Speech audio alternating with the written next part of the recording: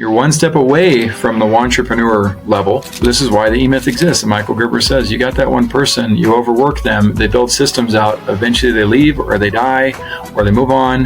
Whatever happens, now you have a whole process of challenges on your hands because you don't know what procedures, resources, and templates they created. And next thing you know, that silo you've created, what happens if you build a silo too large? It's going to eventually tip and fall. How can you help us, though, continue to help you? First, please subscribe to the channel. Like us. If you listen to the audio version, leave us a 5-star review wherever you can. If you see our posts, please share those posts, share the content, and link back to our law firm website, which helps us to continue our SEO marketing and grow our firm and help small business owners. Hey, everybody. Welcome back to another show. I'm Mitch Beinacker, your host. Welcome to The Accidental Entrepreneur. Today we have, actually Jackson he's American, but he's down in Ecuador when we're doing this show, which is kind of cool. We'll talk about that. Maybe he'll give me some brief things that he's doing down there. If you are listening on your favorite directory, wherever you can, leave us a 5-star review.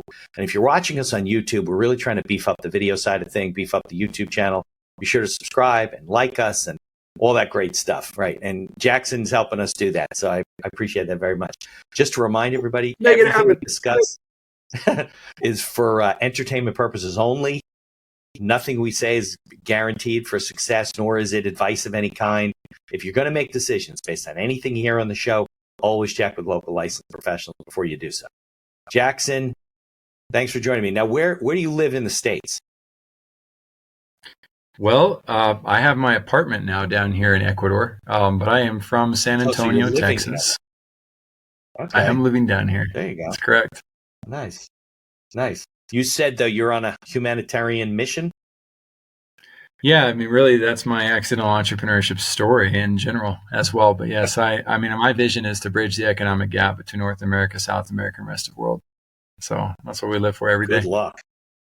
Yeah, that's right. Exactly. We need it. I know. So all the craziness of politics must drive you nuts. Well, I try not to pay attention to what I can't control. So. You're very smart. I learned that lesson the stupid way. All right. Well, why don't we get into your background? I know you've done some B2B stuff and different things in business and entrepreneurship, and then we can talk about all the stuff you're doing now and what Vision Pros are doing. All that stuff. For sure. All right. Let's alienate people right away. So I was a horrible student. I was really, really smart, but probably somewhat self-righteous about it. And my university experience, I had a 0.37 GPA. I'm not proud of that. It just is what it is. That's probably hard to achieve that low. It's really hard. No, it should have been lower, but my international politics teacher really liked me because I cared. I wanted to understand things. I just wasn't good at the school part. And so he gave me a C, even though he failed a lot of people. And I didn't take the midterm. I didn't turn in my final paper, and I didn't go to the final exam. And he gave me a C? Yes, he did. And he looked at me on the last day and he said, Jackson, if you want to change a nation, educate a mom. And everything in me just lit on fire. And I was like, whoa, I don't even think he knew that I was raised by my mom and 5 older sisters. I was raised by all women who are phenomenal moms. And I knew the power of being a great mom, being a great dad, the importance of that. I was 9 years old when I wanted to become a dad. So my nephew was born. And I was like, what's a dad? What's a dad do? I started studying that. So anyway, I go to this, I do horrible in school. So I'm not ready for life. But I decided to go on a mission to Uruguay, and I go down there for 2 years, and I'm down there for 18 months when I'm walking down the road. This was like a school program. You were in school still? So no, I took a sabbatical from school to go on a mission for my church. So I'm down there helping people out. And there's this kid in this family that I'm teaching, and they're like the poorest of the poor, but he looks exactly like my oldest nephew. And so now it's becoming like really, really close to home. And one night he walks up to me, and I'm walking with 2 other people, and he says, can I have some bread? And this kid is starving. Like, we saw hunger, but he was starving. And here's my nephew starving. I've got nothing. And I have to send him home. And so he walks around me just completely deflated. I've let him down, and I am bawling silently while my other 2 people are walking with me, and it's like, we have to go through this all the time, but now it's my nephew, right, who I've basically sent to die. And so I start breathing heavily. As I look down, I'm like, okay, I got a white shirt and tie and nice slacks. I've got nice shoes. I've got a backpack that's nice. Like, why do I get all that? I wanted to just rip it off. And so I'm like, okay, tomorrow I'm going to go to the rice fields. I'm going to make some money. I'm going to make enough money to open a little computer store here because they rent computers out. And that's, those people seem to have nice houses. And I'm going to save this town. Whack! I mean, my face goes to the right-hand side. And I hear a voice that says, Jackson, why don't you go home, take advantage of your education for once in your life, learn about business, and help as many towns like this as you possibly can. Okay. It was like a epiphany. It was a pretty powerful epiphany. I mean, my face hurt. Yeah. But yeah, it was definitely a call. And I was like, I mean, I didn't know that I was supposed to get into business. I was a basketball player, at heart. And I played football as well. I was a second in state trumpet, it's like music as well, but I didn't really understand business, and that I was supposed to. So accidentally, I was just thrust into business where I was like, okay, I'll go home and figure it out. So I went home. And the BYU School of Business didn't laugh me out of the room, but they were like, you're not getting in, man. You kind of mess this up, go change your degree. Right. And so I walked out and I was like, okay, I'm not going to get loans to get a degree that I'm not supposed to get. What do I do? And so I found network marketing.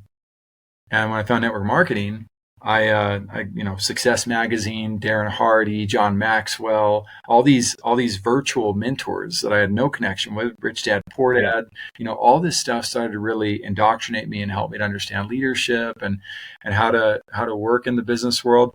I was so successful in network marketing that after 8 months, I had racked up all my credit cards and they sent me a check for $8.37, I think. Oof, well, that was better than a 0.37 GPA. Yeah, it was. I know it was around $9. I think I shortchanged them a little bit, but that Do you remember process. The companies that you were working with at that time? Sure. We had just gotten endorsed by Donald Trump with ACN. Right, we had the video phone. Oh, I've heard ACN. They had all the patents on video phones, and nothing was going to. And the iPhone was already out. It's like what? But it was a wild and interesting ride. But what I learned in that experience was it had the same infrastructure that my mission did. Okay. And I started to see like, oh, wait a second, like, okay.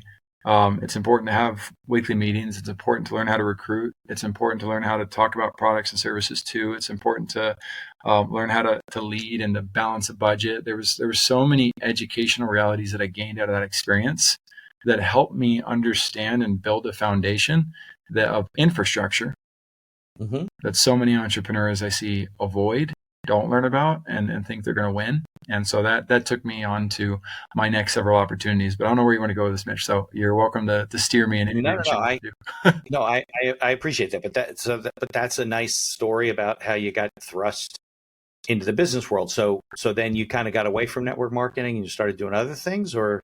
Yeah. So eventually you run out of money, and so you run out of money. You only had $9, so it couldn't have gone. Your mom kicks you out of the house and is like, you got to get responsible with your life, and then you start to learn like, okay, well, maybe I should. So one of my mentors in that, his name was Vito Frescas. He owned the first car dealership. He was the first Latino to own a car dealership in the United States. Man, he'd sell you anything. But Vito, he was a really good guy, and he was mentoring me even though I wasn't on my team. And he was telling us a story about how when he was 14 years old and came to America, he went to a car dealership. He said car dealerships are never hiring. And he walked in and he said, look, I'm going to be your best salesman for the month. I know you got somebody here who can't sell. Fire them, give me their job. I'm going to be your best person. They hired him at 14. And sure enough, he was number one, first month. Worked his tail off, knew through the hard knocks life of Mexico how to hustle and how to get after it. So I went into Lifetime Fitness, the big old gymnasium that was like the coolest place on the planet. And I pulled my video fresco out and I went in and I said, hey, I'm going to be your best sales rep. I'm ready to do this. I've already turned in my online application. And that sales manager, she goes, nope. Have a good day. And I was like, free. You were going to sell gym memberships? Oh, yeah. I was going to sell gym memberships to the elite. Yep. Big ticket item. Big ticket, you know it. And so I was rejected by that. But I applied for like 4 different positions. So they called me up for birthday party coordinator. And so I go in interview. Oh, at the gym, at Lifetime. Mm-hmm. This is the same Lifetime, like we have big Lifetimes up here. That's it. That's They're like the country clubs. publicly That's the same traded company. Lifetime, $36 million fitness facility. Got it. Right? Okay, so now you're going to be the clown, the guy who dresses up for the birthday Exactly. party. I was like, yep, I can do this. I got 30 plus nephews and nieces. I'm well prepared. And sure enough, the area manager calls me to the office after my interview, and he's like, birthday party coordinator, huh? And I'm like, crap, he's going to take my job away. Like, he's not going to let me do this. And I'm like, I love kids. I was like, yeah, of course. He's like, well, what are you doing full time? And I was like, this is it. Looking for a sales job. And I was like, and he's like, why aren't you on my sales team? And I said, that's a great question. You're like, well, they said no. Yeah, I should have. I said that would have been the right move. But she told me she's not even interviewing. And so he's like, well, let me get you the interview. So then I go back to interview with her, and she's like this, man. Yeah. She's pissed. She didn't want to see me at all. I figured you probably set this up. You probably said something that got her in trouble or something, right? Yeah. So he tells me in that, though, he tells me a secret that has been one of my greatest strengths of success for my entire career since then. And that is, he said, Jackson, I shouldn't admit this because it's an HR foul, but you're a Mormon, aren't you? You're LDS? I said, yeah, I'm from the Church of Jesus Christ. And he said, I've hired a bunch of you, and you work hard. You're honest. You get after it. I can't teach people integrity, but I can teach you how to sell. And I was like, cool. And I was like, I know how to teach integrity too, which is really great. But when you've got people who are high integrity, and they are usually willing to get after it and work hard. So again, she didn't even interview me. She goes, well, let's go on a club tour. I'm not hiring right now though. So she took me on this really awkward club tour, came back to the office. He's like, how'd it go? And I'm like, I'm trying to play diplomatic. So I'm like, well, we had a good club tour. But she didn't ask me any questions.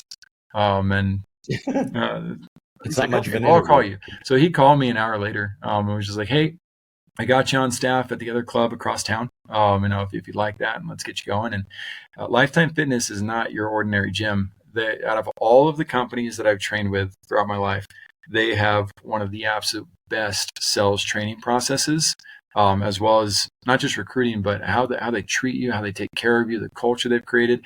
It is very hard to want to leave working in that environment because of just how state of the art it is. But they have everything down from the 5 questions you ask when people come in to when you're walking up the stairs, exactly what question to ask so that when people are at the top of the stairs, they're out of breath and thinking about their health, and you get them on an elliptical after that to show them how much better it is for their knees. Like, it is step by step by step, state of the art science. Yeah. There's a reason they're all over the nation. Yeah. So you're Mormon, right? Yep. Did you have to go on one of those, I don't know, they call them a mission or whatever, pilgrimage? I don't know what they call it. I'm Jewish. I don't know. Have to or get to. Did you have to? Is that why you ended up down in South America? Well, I got to ask, so have to or get to?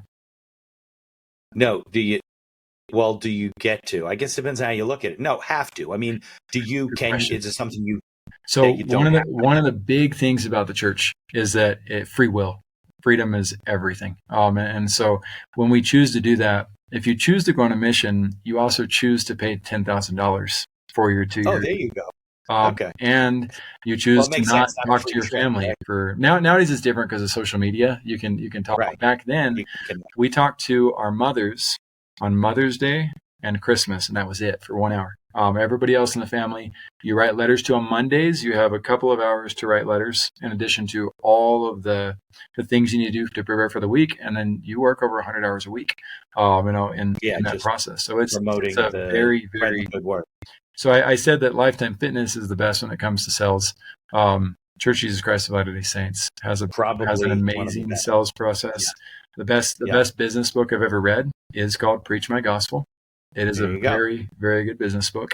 You sell God. That's what you do. You help people understand that. So I will say too, one of the big things, the secrets they use is the Franklin Covey planners. Yeah, I know Franklin Covey. That's Stephen Covey is 7 Habits of Highly Effective People, right? That's right. Yeah. So we use that planner for our daily and weekly planning sessions as companionships, as district leaders, which are like district managers. They become a zone leader, which is like a regional manager. All the things that we learned throughout that process. That's why a lot of LDS people. Are we talking about the church or are we talking about Lifetime? The church. That's all with the The church. church uses that system. Yeah, so it's one of the fastest growing churches in the world. But the key that I'm hitting on for all of you who are listening is that's why so many people who are members of the Church of Jesus Christ are excellent business owners like Mitt Romney, because they have that incubation and training period for 2 years where they're just dedicated to KPIs, helping people move their lives forward, tackling some of the greatest life's problems. How do you do it? Asking great questions. Got it. But that's now, especially nowadays, more of a choice. Like you don't have to do that if you don't have the money. Oh yeah, or whatever. That's been a choice for a few hundred years, I think. Oh, okay, all right. So, but that's what I was thinking. I was thinking that if you're Mormon and you go, that's probably a very good training ground. Right? Huge, yeah, training for life, absolutely. Yeah. So had you already gone on that when you came back and made the $8? Yeah. Yep. Okay. So I don't know how much it did for you then. If you really maybe it didn't do much for me. The training as good as it was, That's right. Maybe That's right. Really I think there's a. I love that you're talking about. I love that you're having fun with this too. That's great. Yeah. Well, one of my favorite realities of life, one of the big switches that really helped me, was when I stopped measuring my value based on external realities. I've seen a lot of people win in life that are, winning but losing. And at the same time, I've seen a lot of people who are losing in life, like Job, right, where everything goes wrong for him. And my greatest lesson on Job's situation was not actually about Job. It's about the friends who decided to judge him from the outside and think that they knew what God was doing to Job and making him suffer. But in reality, some of the greatest opportunities in my life have come through some of my greatest adversities. Like, for instance, that's usually the case, right? Not being involved. It's like, because he wasn't involved, I spent every day and year looking at, how do I become the best dad? What am I going to do for that? I got to watch other dads. I've got to pay attention to that. And so it gave me a bit of a tenacity and resilience that on the outside, no, I was the product of a situation where we're supposed to lose in life. Where you're from a divorced background. No way, you're not supposed to win with that. Oh, you come from abuse. You've been sexually abused. You've been abused mentally, spiritually, etc. You're not supposed to win. Right. Now that just gives you the opportunity to say, you know what, if I want results that are different than what everybody's getting that lives like me or has my experience, I've got to do things that other people aren't willing to do, and we're going to move forward with it. So I love that you bring it up. Yeah, and that's an interesting comment that other people are not willing to do. It's not that they can't; it's that they're not willing. I knew a guy in sales just years ago, and I was younger, and he had adversity like everyone else. He had problems with his marriage and his kids, and the economy was bad at the time. And he said he got all these problems, but I'm just choosing not to participate in the problems. Like, I'm not going to let the economy affect me. If my marriage is falling apart, I'll do my best. But if it doesn't work out, and he became a very successful person, albeit I think your point is a good one. Sometimes success in our eyes from the outside is different than success from the inside. I think we measure that with, the size of your house and the cars and the life you live. But at the end of the day, sad. That could be a product of being successful and being happy. But I think all the other stuff's got to come first. Like, who wants all that stuff if you're not happy and you have a terrible marriage and your kids don't talk to you? Like, none of that is worth it. And I've known people that have had, health problems as they got older in life, 50s, and I'm not talking old, I'm talking in their 50s, died young, would have traded everything that they've ever gotten as a reward for their success for their health. So I think a lot of that is, relative. Perspective. Personal experience. Perspective is a good word. Definitely perspective. Yeah. So let's talk about what you're doing now with, because you've come a long way. So you're in Ecuador. Are you married? I'm not. I'm twice divorced. Actually. Twice. Well, you're not afraid of commitment. So do you have kids? I do. I have 4 kids. I have 4 kids. I have a 14-year-old, an 11, a 9, and a 4-year-old. And are they in the States or are they down with you? They are in the States.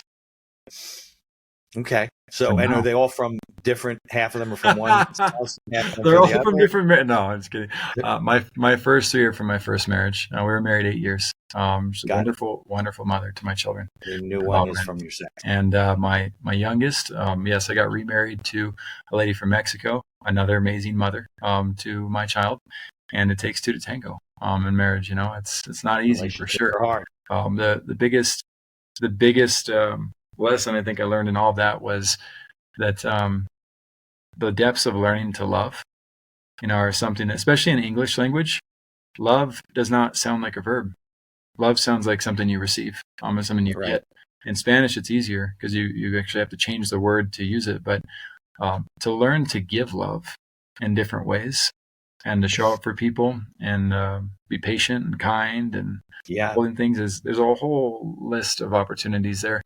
And so I really wish that my family situation had been something that I had been more prepared for and even more dedicated. It was great. I was great at being a dad, but I hadn't done enough to really figure out the husband side of things and how to create healthy boundaries in a marriage. And so anybody's listening in, again, great book, Boundaries in Marriage, phenomenal insights. Yeah. So, yeah, I think the trials we go through life, we're not like the preparation and the trial don't sync up. Yeah. We don't know when we need to be prepared. And usually we're prepared because of the experience we had. Failure, struggle. It's huge. Right. Here's another big thing with that too. It's we're our first marriage, we were an Instagram family. We had blonde hair, blue eyed kids, which our demographics really, it's like, oh my gosh, they're perfect, and so of course our Instagram life, we weren't trying to hide anything, but it's not like you throw your dirty laundry out either. But when we got divorced and I started to go through my life's real heavy challenges as an adult, my friends and networks started to reach out to me and started to be like, how are you doing? Why are you okay? How are you living in peace? How are you going through this? And then it turns out they're all going through those things. I was almost useless to the world as an Instagram family. Nobody could relate to us. Everything was perfect. And so I'm not saying go seek your adversities if you want to be useful in the world, you want to help people. But what we weren't doing is we weren't really paying attention to what other people needed. And we had a bit of a void of life where it's you can only check so many bucket list items off before you start to feel like maybe there's more to life than this. Maybe there's more purpose. Maybe there's more fulfillment. And I wasn't really stepping into that call where I was supposed to help bridge the gaps of the economy for those who are in the less fortunate parts of the world. So God or life or the universe, whatever you want to call it, has a strange way, an interesting way of redirecting you back to, what it is that you're called to do. And so, again, if you're going through adversities right now, I hope that you can take heart and hope in realizing that there's people who are going through worse, and you can go and help them, and that can fulfill you and help you have the peace and happiness that you may be looking for. Yeah, there's no question about that. And I think a lot of people from the outside, right? It appears like everything's hunky-dory, life's great, right? But on the inside, we all struggle. And I think that the reality or the realization is a better word, that a lot of people go through these kind of struggles because we're not given you don't get married and they give you, they do give you a book, right? They give you a Bible, but it's not that well written. No, it's not. Not for what we need. Yeah, it's not exactly a resource guide. So, it's more parable stories that you have to kind of apply to your life and figure out what they mean and whatever. We don't have those guides. We make the mistakes and we build the life. And I was just talking to somebody earlier at a show this morning. If we knew then what you know now, the decisions you made would have been different, but you wouldn't know it because you went through these experiences. It's impossible. Yeah. It really isn't. It's really impossible to, it's the chicken and the egg. You can't do it in different orders because it comes with experience. Now you go around, right? You help people, you lift them up, you clothe them, you feed them, you give them the opportunity to have better lives, and that fulfills you and maybe helps them along the way a little bit earlier in life than you were able to figure out, or I was able to figure it out. That's what we do. But I think ultimately you got to empower people too, right? To own their own decisions and to make decisions in their life. You can't tell your children, listen, I know what I'm talking about. This is what you got to do. You're going to make a mistake. They got to make mistakes. They got to learn. But, hopefully you help them avoid the bigger ones. Yep. Because they're still going to make the little ones, right? That's part of learning.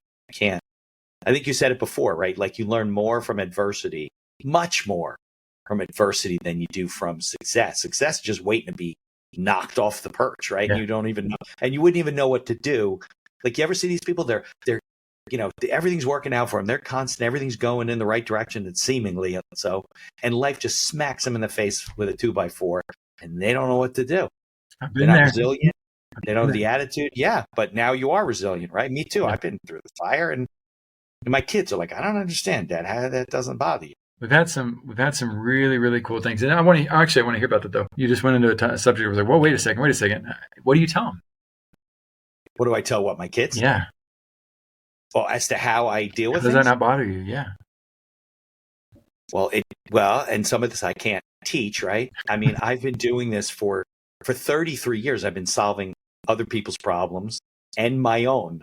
And I know, first of all, generally adversity in life is usually not as adverse as it appears at the outset, right? A deep breath, a calm mind, a different perspective changes things a lot. Oh, somebody here? You're good. That's my prayer alarm. And so okay. that goes off 2:30 every day. Just reminds me to get back to 2:30, 3:30 here. Yeah. Okay. So that's one of the things I think is that, things are not as adverse as they appear. I know that when, it's dark and bad things have happened, maybe you've lost a loved one, or you got hurt or sick, or made really bad financial decisions, whatever it is. The good thing about that is that the sun will rise another day. Like, you can't keep getting worse. Yeah. This is just not the way life works. Right. The corollary is true too, right? If everything's going great and life is great, better duck the next time the sail's coming across the bow, right? Because it's just waiting to smack you in the face. So that's kind of my perspective, on things and the way that I deal with things in life. I have things happen all day, just like you do. For me, for clients, 9 times out of 10, by the end of the day, most of them resolve themselves. So I don't even give them a lot of lip. But, to tell your children that is great, but they really have to learn that that's true. They have to say, you know what, Dad, you were right. A little bit later on.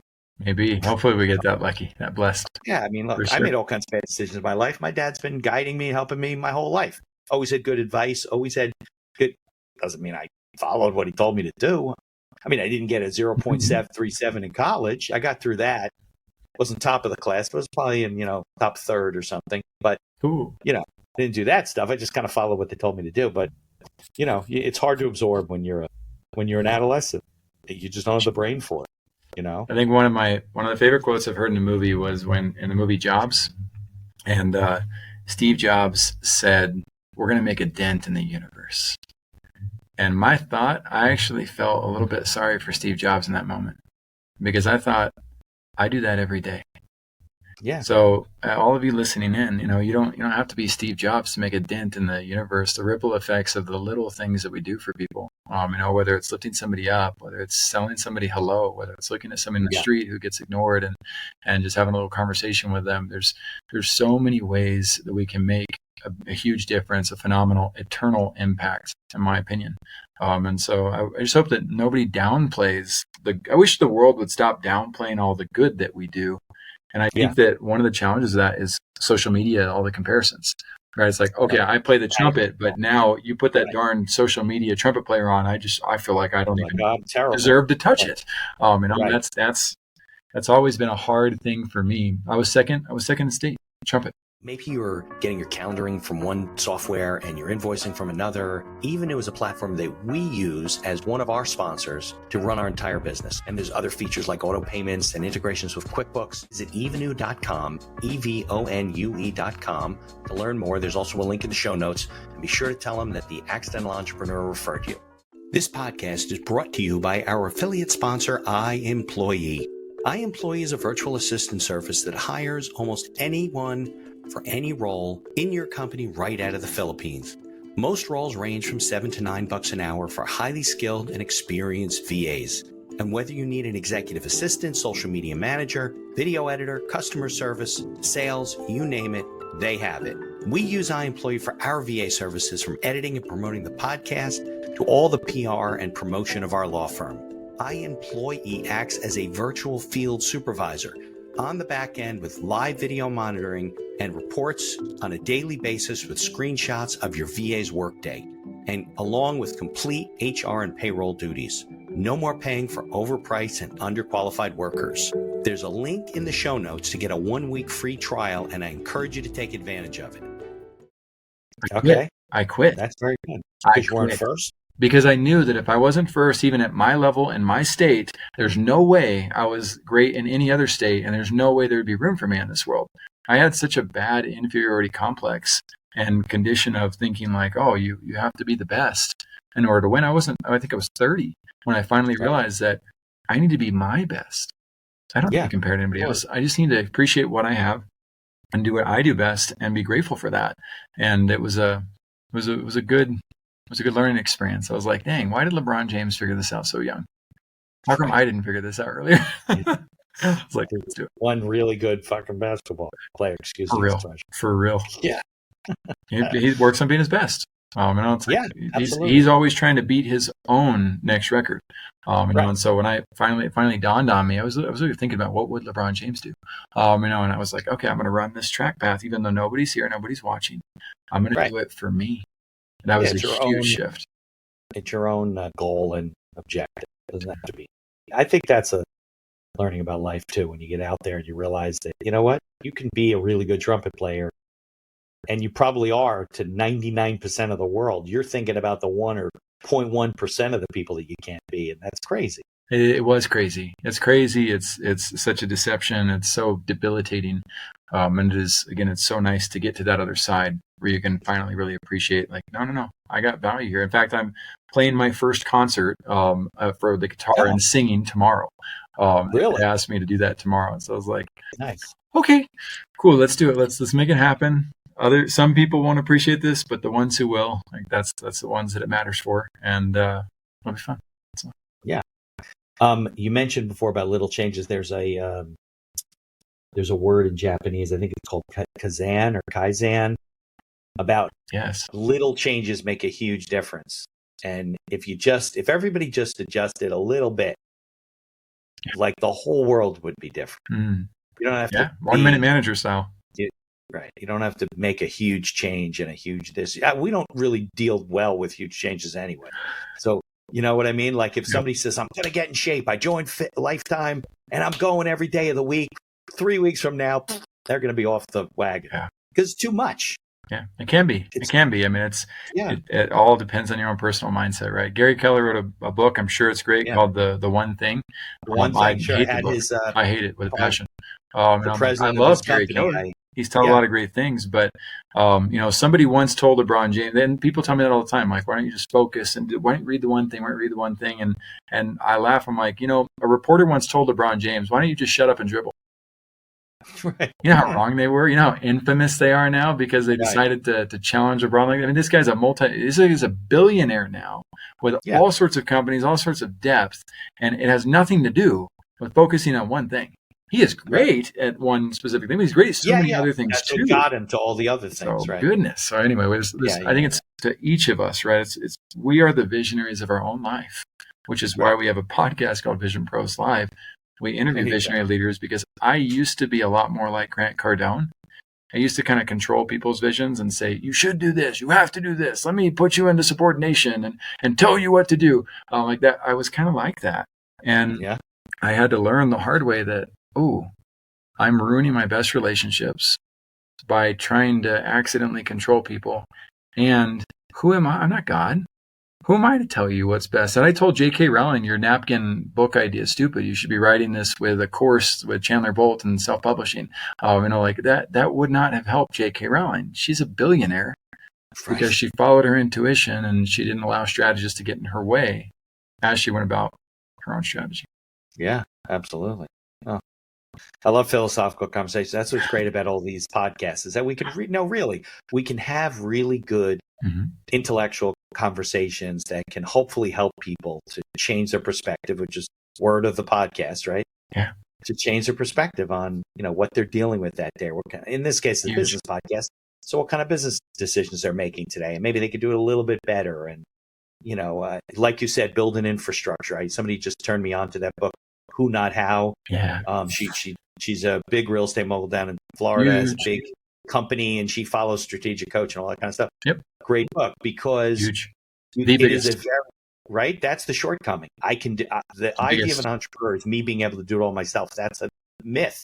That's a Oh, it's misnomer. a myth. The E-Myth is the E-Myth, one of the greatest books of all time as well. Right. Simon Sinek wrote a great book, Start With Why, but I agree with you, Mitch. Yeah. I would have never cared about Start With Why if I didn't care about who Simon Sinek was and is. Right. So that who is massive. And I feel bad for the entrepreneurs who say, I have a virtual assistant or my virtual assistant's going to do that. I'm like, okay, you're one step away from the entrepreneur level. But the infrastructure, this is why the E-Myth exists. And Michael Gerber says, you got that one person, you overwork them, they build systems out, eventually they leave or they die or they move on. Whatever happens, now you have a whole process of challenges on your hands because you don't know what procedures, resources, and templates they created. And next thing you know, that silo you've created, what happens if you build a silo too large? It's going to eventually tip and fall over. So it is very important to value collaboration. I just interviewed today Chad T. Jenkins. He may be the best guest I've ever interviewed. And that's not to diss the 2,000 plus that we've had on the show. The guy understands collaboration. He lives it, breathes it. Phenomenal individual. So big shout out to him. And it's all about lifting each other up, right? Yep. You don't have to do it alone. No, absolutely not. We want to build cultures where collaboration is the key. So, there's something funny. So I saw Michael Gerber speak once. Probably the years when only the E-Myth existed, right? There wasn't all these E-Myths for lawyers and E-Myths for this. Revisited. Right, yeah. Exactly. I saw him speak. And I was younger at the time. And I remember that he would curse so much. And I curse, I think, right? And it shocked me. No idea. There was like this business conference and he's doing this and saying it was just, and my friend like started to like giggle. He was like laughing. He's like, I was like, why are you so funny? Because I didn't think he'd be cursing so much. And I thought it was very funny, because we go out and I don't have a problem with it. But I just remember to this day. I went off the cliff with it for a while.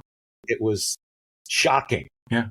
Well, I watched the I'm Not Your Guru by Tony Robbins back in the day. That made a big difference in my life. That's when I learned that I wasn't being the greatest husband. And that's when I decided to start working on that and doing the best that I could for it. But Tony cursed so much and Gary Vaynerchuk cursed so much that I was finally like, you know what? I understand this jarring effect and started to do it. And I realized like, it's just not, that's not for me. That's not what I want to do. But I guess, it's language. Look, I speak Spanish a lot. College, we curse all the time. My kids come home and my wife's like, what's the matter with the kids? Why? Because they're saying the F word all the time. I said, well, because when you get to college and you're in a dorm, that's how you communicate, right? You're away from your parents, do whatever you want, talk whatever foul-mouthed things come out of your mouth.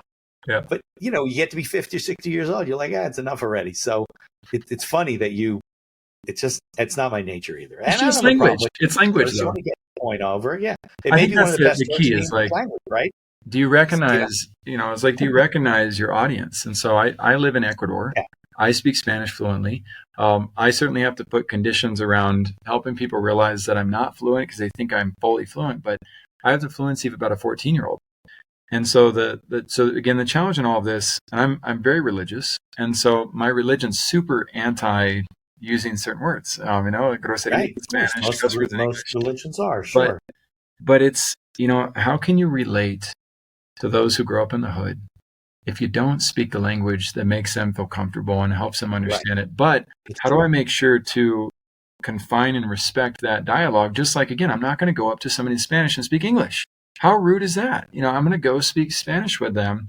Right. And like I said, you got to be careful when you become fluent because I don't understand innuendos and I don't understand the double meanings. And so when I use something that's a double meaning, holy crap, talk about pissing people off. And they will not give you the benefit of the doubt. You're not 14, you're 38. Right. They don't know that you're only. It's very dangerous. You have to be quite careful. English is even worse. We have more double meaning. You don't realize there's an English. Mexico only speaks in double meanings. Just to be fair, Mexico only speaks in double meanings. That's really funny. That's really funny. That's a very hard culture. At that level, your understanding of the language and your fluency, if somebody's talking very fast, right, and using a lot of colloquialisms, it's hard to follow, right? It used to be. I mean, I've gotten to where I get it now, but and every country is different. So Panama, Spanish, it's really, really different. Like every word is almost different. So Panama, Puerto Rico, Colombia, Peru, I can only speak for these, and here in Ecuador and in Uruguay, right? But they're all different. And they use, like, for instance, the word cake. For us, like everybody in English gets that word, even if you're in Ireland, probably is my guess. But in Uruguay, it's torta. Here it's pastel. In Puerto Rico, it's bizcocho. Right, and then all those words have different meanings in the other countries. And so you have to remember it's really strange to learn Spanish. That's a good experience. So let me do us a favor. So accidental entrepreneurship. I know everybody here is entrepreneurship. I think it's very important to know the next path, because I ended up going to Google, interviewed 4 times, getting told no because of the degree situation. Kids, get your degree. It's important and it helps. And they told me to get enterprise sales experience. So I end up on Craigslist, and I end up going to work for this little bitty company called Scene Interactive, doing newspaper, like technology stuff. They're out of a garage in Pflugerville. I just wanted the position so I could work at Google. Well, within 2 weeks, we were invested in by Matt Cutts and Paul Buchheit. Matt Cutts is the search director of Google. Paul Buchheit's the inventor of Gmail. And we became a Y Combinator. And so I shouldn't have said invested. We ended up burning out of cash within 6 months. And I came back to work even though I was laid off. And Lloyd was pissed at me for coming to work. That was going to be a liability. I was like, no, I'm going to make my sales. And I closed 21 newspapers that month. And we hadn't had 7 in 7 years. And so it was $32,000 in transaction, a 70-30% cut with these newspapers, but it proved the concept. And so 2 weeks later, Paul Buchheit and Matt Cutts sent us $10 million. And you can read about that company in a $100 million offer by Alex Hormozi. He talks about Lloyd's scenario of switching with COVID and all that. But that company gave me the opportunity to understand startups and fall in love with startups. Then I went and founded Restaurant Connect with Adam Christopher, where I became the junior co-founder of a system where we were competing with OpenTable. And we eventually, 3 years into that, we raised we were at 36,000 recurring monthly revenues. Then we raised $100,000 with the Baylor Angel Network. And my buddy Jake calls me and says, Jackson, you're the most critical person I've ever met, and I need your advice. And I apologize. I was like, dude, I know it was really bad deal on the mission, blah, blah, blah. And he's like, no, I need your advice. So I'm about to launch a company. I don't know if I should do it. So what's your story? He said, well, the founder of YouTube called me on the phone and asked me to represent YouTube ads. And I was like, what? I'm like, how do you get your number? And he's like, I don't know. But he called me and 9 other people to come out to headquarters. They're about to launch the advertising platform. And he had driven Zag to 23 million subscribers on YouTube. And so he was part of the team that decided if the advertisement sucks, you should be able to skip it after 5 seconds. And so then he turns around and turns into a course called Turn Your Views into Sales. And so I told him, I said, I'm going to destroy this course, right? And he said, yeah, I figured. And so I destroyed his course, gave it back to him. I said, Jake, you've got to run with this. Nobody's crowned an ambassador of YouTube. It's a closed program. He called you on the phone directly. Your story is larger than life. You've got a product that everybody's going to need in the future. This was back in 2014 or so. And so I said, but don't forget me. Don't forget me. So Jake did something that completely humiliates me, but not to humiliate me. He didn't use a dang thing that I gave him. I gave him 40 hours of work, and he launched an I ate crow. He immediately was contacted. Within 6 months, he was contacted by Ryan Dice, put on stage at Traffic and Conversion Summit, and called the YouTube ad expert of the world. And that was before they were even owned by Google, right? What was that? That was before they were even owned by Google, right? Yes, 2014. That's correct. So yep. So he's put on stage for that, and he had Vivint and Carell, and he had John Lee Dumas, so Entrepreneur on Fire as a client, Dan Martell as a client. All these people start coming to Jake, and I'm watching. I learned that progress is far better than perfect. And here we were at Restaurant Connect, fine dining, trying to be perfect in everything that we did. And so then a couple years later, after a couple more startup failures or ventures and things, and just trying to hang in there, I sent Jake the worst cover letter in the world, saying, I'm really jealous of the time you spent with your daughter. I want more balance in life. I'd love to help you grow. If you would like me to help, I'd be happy to. If not, just send my information to somebody who's got your balance, brother. I basically begged him for a job. And he said, let's do it, homie. And he flew me out to headquarters. It was him and 2 interns. And that was it. And they had 70,000 people per month coming to the website. And as I said, they had those names working. They had REI Success Academy, they had Fortune Builders, Shapiro and Share. They had realtruck.com, yahoo.com, Vivint, all these amazing companies. They'd worked with Travis Chambers, who produced the #1 YouTube ad of the decade with Kobe Bryant and Lionel Messi on Turkish Airlines. They worked on campaigns with Daryl Eves of Squatty Potty. They did some of the most viral campaigns of all time. The Nordic Track campaign did a 32-to-1 return. 15,000 spent on ads and $450,000 in treadmills sold by people clicking directly on the ad. They didn't even know how to track attribution beyond that.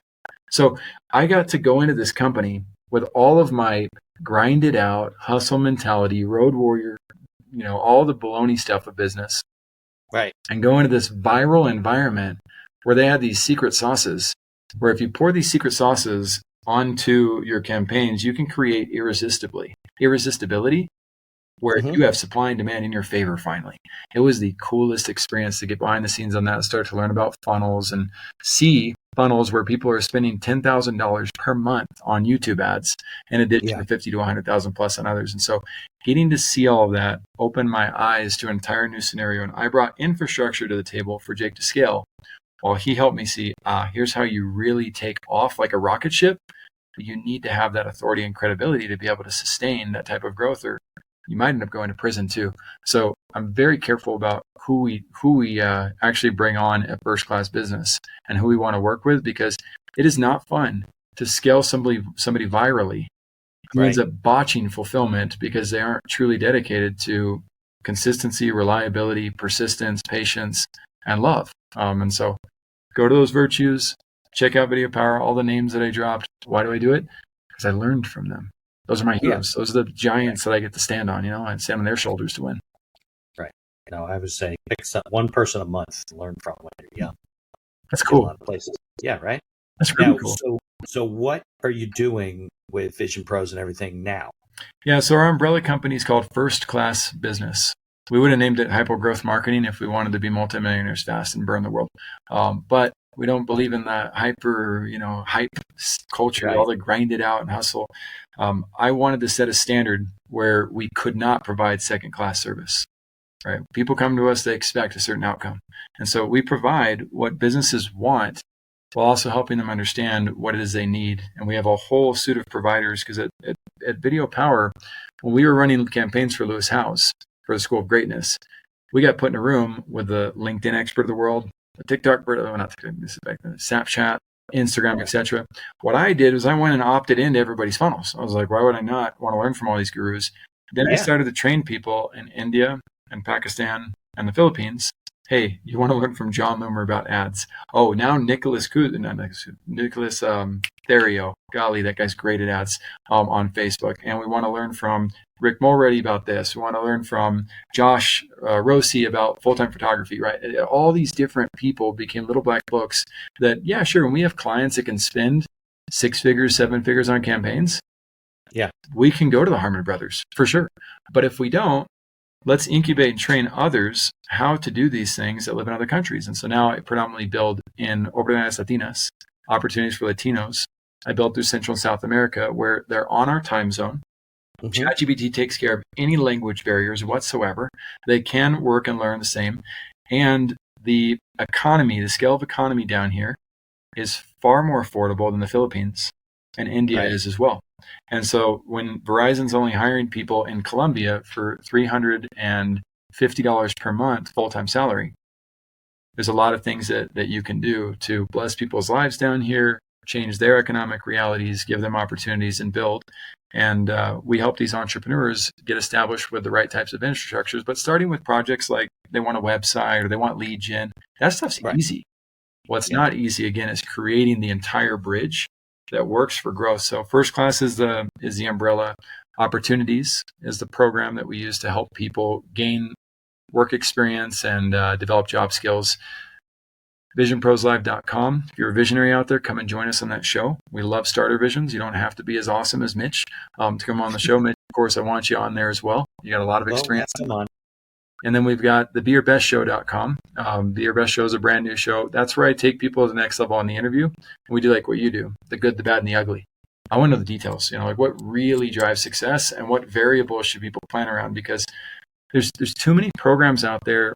I'll pick on the boss babes. I'm not trying to hate on it, but what really hurts my feelings for others is that some of these women, their husbands pay for their business, or their fathers pay for their business on their credit cards, but their audience, they're selling to single moms.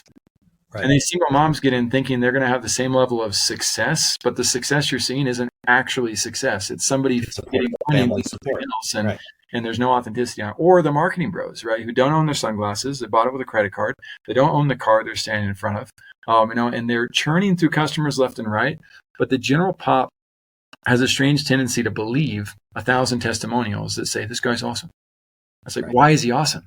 What did he do for you? Where are you at now? Oh, well, I'm affiliate. So if I can be a JV and eventually sell this thing called a ClickFunnels, I know they that people make buy. some money, but Jackson, people buy into franchises. I can't believe they do. You ever wake up in the middle of the night? You see those guys, the real estate guys on his boat with good-looking women, and people. There's always somebody who buys into this stuff. Yeah, and does that mean that nobody can be? I mean, let's put the shysters aside, right? Does that mean that nobody can be successful or learn? Well, from them? Here's the challenge on it, Mitch. Always somebody. Here's the challenge, though. 96% of businesses. This is a 100-year stat from Inc. From the Small Business Business Administration. 96% lose within 10 years.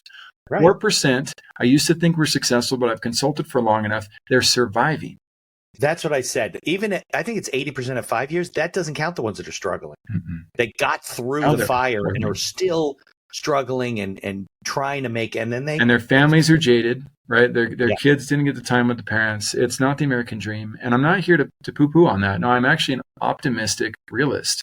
I know that what I have to do, just like I had to do with overcoming my childhood background, I have to figure out what are the variables. I have to figure out what are the secrets to success. And I can't just follow the successful ones, because some of the successful, I don't want percentage, but some of them are manipulating and coercing people, and that's how they're winning. Others are doing it ethically and with the types of behaviors that I want. So as tribal leadership wisely pointed out, less than 2% of people ever make it to the tribe, or companies ever make it to the tribe, that believes life is great.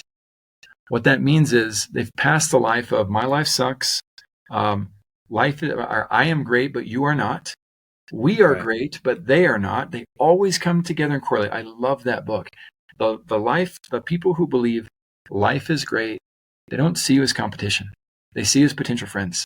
They see the opportunity to pull 1 and 1 together to equal 11. Not 1 minus 1 equals 0. I know. Well, that's the problem with the world, right? We're all battling each other. We're all comparing and saying, xenophobia, and you can't get, and you come here, we're going to charge you, and you're hurting me by you doing that. But if everybody, I always felt that if everybody came from the perspective of abundance, right, and giving and sharing, and if everybody made the attempt to be on the short end of the giving stick, not the long one, we would all be fighting to help each other. Right. It would be the opposite of what we do now. Love what you said. It's kind of the irony of life, if you think about it, right? Because the irony of life is that if you flip the whole thing about all this crap that's going on in the world right now, what would the world look like if everybody was fighting to help each other as opposed to hurt each other? If you and I were like, Jackson, I'm going to do more for you than you do for me. No. Huge. I'll do more for you than you do for me. Let's do it, Mitch. We're going for it. We're going for it. It's intuitive. It makes sense. We're setting it. We're setting it. We're doing it right. We're going to do it right now. I'm going to beat you at this. Let's do it. Absolutely. Let's make it happen. Right? And if you did that, what do you need, Mitch? What do you need? Come on, man. Right. Hit us with it. What do you need? What can we do for you? I want more people to tune into what we're talking about. Oh, dude, we got that down then. Audience, you and I, we can do this, man. Let's build Mitch up. He's already done so much to build us up today. Let's make it happen. We got a debt to him now. Yeah, I never really paid attention to that because I just, and it is coming. I just want to put out good content, share good ideas, and help other people. And it all comes, back. I have colleagues that are like, you shouldn't be putting that stuff out there. What are you going to teach them how to be a lawyer? I'm like, what? You think that they're going to go be lawyers on their own because I'm educating people and helping? That's not going to happen. It hasn't happened in, 33 years of practice. But it's that's right. It's funny. It's a little comical if you think about it. Yeah. That people actually have that perspective. That's scarcity, right? Exactly. We're conditioned. I want from you so you can have, and we don't have to live in it. Look, there are things that are scarce, right? We don't treat them like the right kind of resources. I love what Robert Kiyosaki opened my eyes to it. I'm super grateful for it because he said, there's enough oxygen in the world. There is, and there's enough water, but if your family chose to live in a place where there's not water, you chose to live by the ocean and you're complaining about hurricanes. I was like, what are you doing? There's things that you've got to be willing to change and adjust if you don't want certain consequences, but we do have enough of the resources that we need. And we just don't believe it sometimes. And you're right, it is comical. I know. It's crazy. So Anyway, what is the best way? I mean, we'll connect, and I'll get on Vision Pros, one of the shows that you guys are doing, and we'll keep working together and doing great stuff. But people that are listening, what's a good way for them to get involved in your world, learn from what you're doing, see all the things? What's the best way to connect with you? That's a great question. I think based on where you're at, if you're on Facebook, I'm on Facebook. If you want to Google me, my SEO is phenomenal. I'm the only Jackson Calame on the planet, so I was gifted perfect SEO.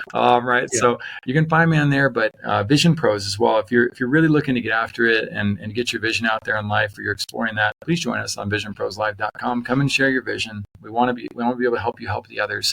And that's one of the coolest experiences, just getting to hear how you make an impact in the world. Yeah, I love it. All right, Jackson, I can't thank you enough. It's 4:00 here, almost dinner time. You got an hour behind me, so you got a little bit more time. Take care of people down there. Keep spreading the good word and doing good things for people. I can't thank you for putting an hour aside for me. I'm flattered. Likewise. All right. There we go. In addition to being a podcast host, I'm also a small business attorney, mostly providing legal services in New York and New Jersey. With over 3 decades of experience, we can handle most transactional issues. So if you're watching the show and you encounter some sort of legal issue, reach out to us and visit our website, mindhackerlaw.com. Thanks for tuning into the show and for continuing to support us.